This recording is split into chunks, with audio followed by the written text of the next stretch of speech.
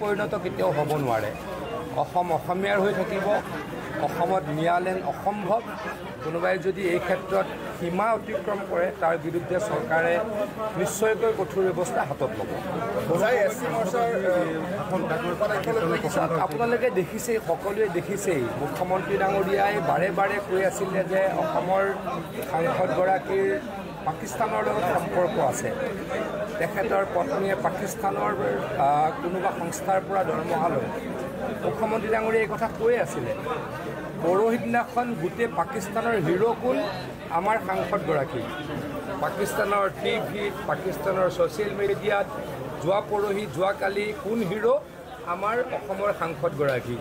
যিখন ৰাষ্ট্ৰ আমাৰ চিৰবৈৰী সেই চিৰবৈৰীখনৰ যদি নয়নৰ মণি আমাৰ এজন সাংসদ হয় ইয়াতকৈ অসমীয়াৰ কাৰণে দুখৰ কথা একো নাই গতিকে এই কথা অসমীয়াই বুজক তাৰ কাৰণে মই সকলোকে আহ্বান চলি আছে এনকুৱাৰী এছ পি মহোদয়ে চলাই ৰাখিছে আজি 5 দিন আগত এছ পি মহোদয়ক মই ফোন কৰিছিলোঁ আজি তেখেতে মোক প্ৰিলিমিনাৰী ৰিপৰ্ট দিছে দোষী যদি সাব্যস্ত হয়